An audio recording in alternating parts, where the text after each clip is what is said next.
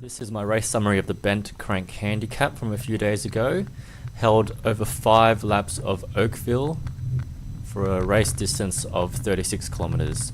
In case you don't know how the handicap works, all of the races are grouped according to their theoretical ability, with the weakest riders starting first and then progressively stronger and stronger groups of riders starting after them. And then the aim of the handicap is for each group to chase and catch the group ahead of them and not get caught from the ones behind. So I started in a group in about the middle with 3 other guys. Here we are catching the first group ahead of us, and then on the second lap we managed to catch the group ahead of them, which is a pretty sizable group. But it wasn't until the 4th lap that we finally caught the last rider out on course, who was Amanda Jones. And each time we passed the group, a few of the caught riders would hang on to the back of our group. So that meant that our group consisted of this composition you see here: Kim Parslow, Paul Craft, Scott Parslow, a couple para riders, myself and Amanda Jones, who I think was behind me at this stage. And we were at the front of the race then, going into the final lap, and this is the corner just before the start of the final lap. There's a group of us, 6 or 7 riders up the front, and here Scott Parslow put in a big attack on the lower slopes of Henkel Road Hill. And as you can see, I managed to be right on his wheel, more out of good fortune than anything, which meant I got a free ride as he really lifted the power here and split the bunch. You won't see behind me, but it was Scott, myself, and just one other para rider coming off the front here as we approach the bell lap.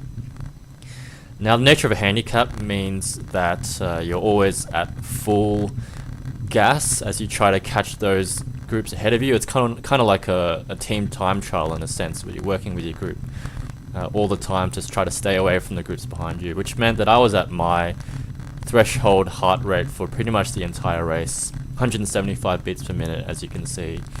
Now, Scott's done a really hard turn and attack there, and I pull through. So you can see if a little ways further up the hill, it's just the 3 of us left at the front of the race, with a couple of riders chasing us from behind. Now, I do query whether I should have attacked here. Instead, I just rolled through to the front and kept the pace going up the hill. I felt very strong up the hills compared to how the other riders looked. But I didn't attack, I just kept the pace going, and you can see here that we get to the top of Henkel Road, the 3 of us up front, Scott looking over his shoulder because there's 2 riders chasing. The pace slowed with just the 3 of us, so I attacked here at the top of the climb, sorry, at the on the ridge at the top of the course, and as I fast forward, I went away solo, but I never really got more than about 50 meters over Scott, who was chasing hard, and the other para rider. And I found it hard to hold my power over the flat here compared to when I was going on the climbs, especially after we'd been riding so hard for the whole race. Now, Scott caught me, and as you can see, he just attacked over the top of me, but it's just a short little attack, and I'm straight on his wheel, so no damage done. It all kind of came back together after this. It was Scott, myself, the other para rider who'd gone away, and then Kim Parslow and Paul Craft caught back on, making a group of 5 as you headed into the final kilometers of the race. There's Kim Parslow at the front leading out with 2 kilometers to go.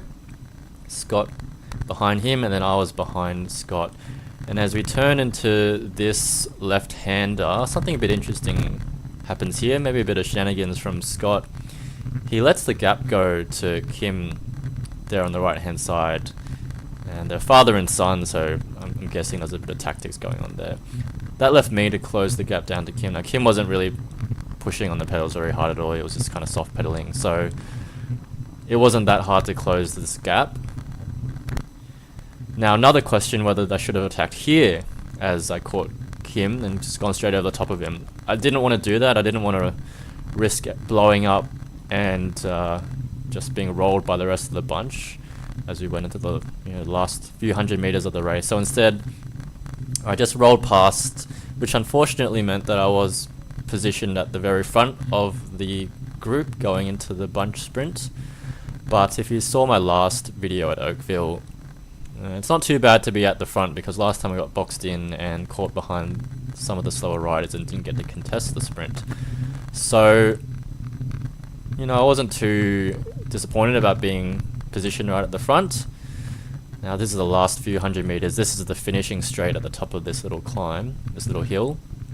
And I am, you know, not leading it out very fast. I'm just checking over my shoulder, waiting for someone else to open up the sprint, moving over to the left hand side to make sure I can see everyone in the bunch. And right here, Scott Parslow opens up his sprint, and I start sprinting just to get onto his wheel. Scott got a bike length, as you can see right there. I had to sit down for a moment in the middle of the sprint to shift up to a harder gear.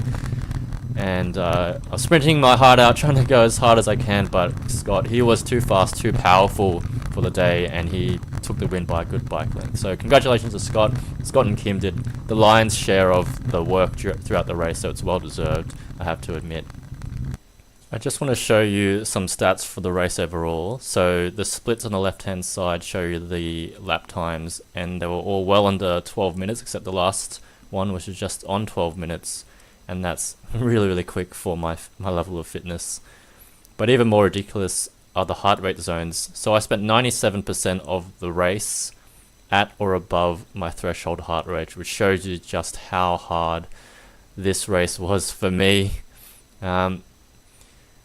Now this is the results sheet. So well done again to Scott for the win, and also to Paulcraft for making it onto the podium with me. Had a really enjoyable race. So thank you, Parramatta, for putting the race on. Thanks for watching. I hope to see you guys at the next race.